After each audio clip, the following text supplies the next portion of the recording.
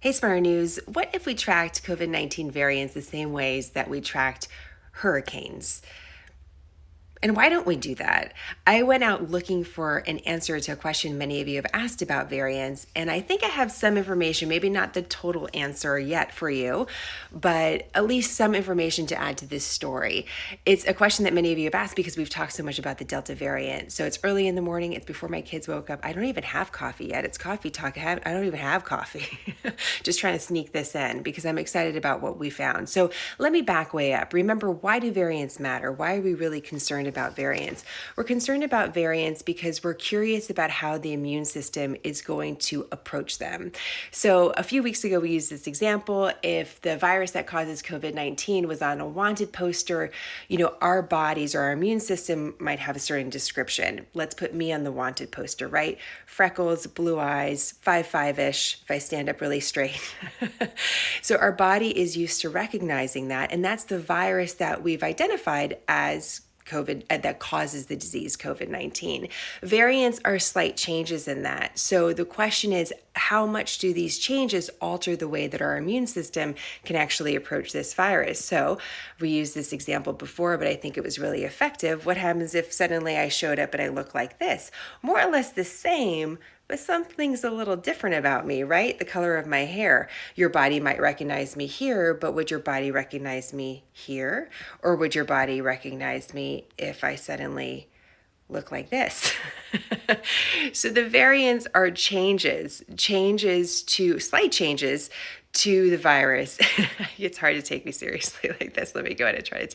I don't know if I can. I'm like, how do I take it away? Okay, there we go. I don't know. I think the puppy kind of works for me.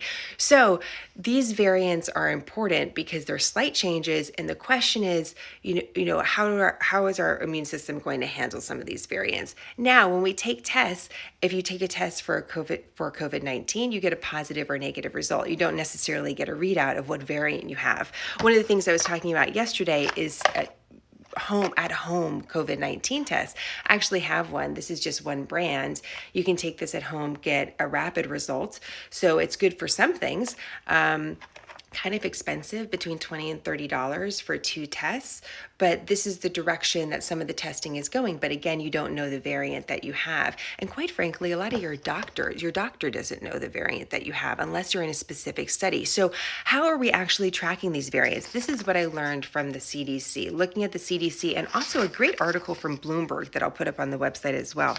So what you should know is that the CDC we're not tracking every single test. We're not reading the variants of every single test. We're taking a sampling. What the CDC says here is that the CDC itself is taking about 750 samples a week and taking a look at it. Private labs are taking about 20,000 samples per week. Universities and research institutes, they're taking some samples. You have some nonprofits that are working. So we're taking samples. Overall, one of the numbers that's being worked with or being publicized is the CDC samples or sequences about 10% of all the tests out there. So when you hear that the Delta variant is 80% of cases, they're extrapolating data from just a sliver of the data that's available. And that's how they're getting to those numbers. So there's a big debate about whether or not we're doing that effectively enough. In fact, there's a lot of criticism of the United States that we're not, that we should be world leaders in this area, and that we're not. On the flip side of that, with the critique, you should know that there's more money coming from Washington, D.C. trying to establish better reads of variants. And so that's why there are these ideas that could we set up a system much like the National Hurricane Center where we're tracking variants of all kinds, and not only COVID, but let's say foodborne pathogens, the flu more effectively. Like why can't we do it more effectively? So I think that's really valuable information to know. About 10% of all tests right now are being genetically sequenced so we can figure out what variants are actually among us. And remember about the variants. Dr. Daria told us this in my reporting several weeks ago. I thought it was such an important point. Dr. Daria is good about bringing that perspective. She said, variants can be stronger. They can also be weaker. And one of the things that we have to do, and I think it's really important that I've learned in covering this story, is we'll get a certain amount of data about, let's say, the growth of infections in the United States, an increase in infections. It's really important to wait 3 or 4 weeks unfortunately, 3, 4, 5 weeks and really understand, do those infections develop into hospitalizations? Do they develop into deaths?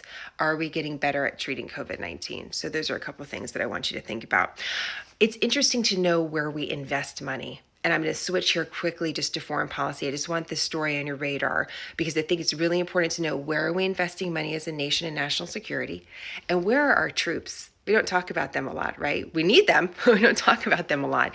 So one of the big news items over the last 24 hours is President Biden announced an end of combat operations in Iraq. And I just want to show you a map really quick here because I think this is really important to know. So here's a map of Iraq, and it's really it's in a really critical area in the Middle East. In fact, what I want to do is switch to a different map and show you this, because I circled it so it's a little bit easier. When we talk about what's happening in Iraq, we're really talking about the United States wanting to counter Iran. You see that just to the side of Iraq. Iran has wants to expand its influence in the region. And so if the United States has a presence in Iraq, it's able to counter somewhat Iran. Iran is the #1 state sponsor of terrorism. There's only several countries, a handful of countries, that are on that list because they support terrorism activities around the world. And so when we're talking about an end of combat missions in Iraq, that's a big headline, but there's a question about what it means practically, because the United States will want to keep a presence in Iraq. Remember, at the beginning of this year, the beginning of President Biden's term, there was an American contractor that was killed in Iraq because of fire from what's believed to be Iranian-backed militias. And over the last several months, there's been an exchange of fire between Americans targeting of these Iranian-backed militias in Syria, as well as what we're watching in Iraq, and vice versa. And so this is just, it's one of those stories that I just want you aware of, because it only takes one change to make that story a much bigger story. And I'm sure some of you are like, wait, an American contractor was killed? Yeah. So this has been happening, and over the last several months, it's important to watch. Where are we investing money? Where are we putting troops? We talked a little bit about Afghanistan yesterday. We are pulling, our combat troops out of that particular part of the world. We invest around $4 billion along with NATO every single year in training Afghan forces. So that's important to know. And then the final story I want to show you is where, again, do we keep U.S. troops? We do keep tens of thousands of U.S. troops in South Korea. There's been important stories here about what's happening in Asia. Just like, again, want to put it on your radar. North Korea and South Korea open lines of communications that haven't been opened in a while. North Korea is another state sponsor of terrorism, by the way. And we had a diplomatic mission in China with some very harsh words exchanged basically from China to the United States. I've been watching that story. This has happened again over the last couple of days. I wanted to see if anything more came of it other than words. That hasn't been the case yet. But again, some tension in that region. And by the way, you can see Japan, where the Olympics are. So this is all kind of comes together, doesn't it? Quick note about the Olympics. Did you guys see this? It's just like one of the most incredible videos. Let me see. So this is the race with a 17-year-old. And she's from Alaska. She's the first, Lydia Jacoby, the first swimmer for the U.S. Olympics from Alaska. Those are her high school teammates that are just going wild. So she's the first swimmer from Alaska. She wins the gold medal. And what's really interesting is, in the state of Alaska, apparently, there's a lot of things to do in Alaska, but maybe swimming isn't something that you normally do. So there's apparently only one 50-meter pool, which is the length of the Olympic swimming pool in the entire state. And you know what? She won anyways.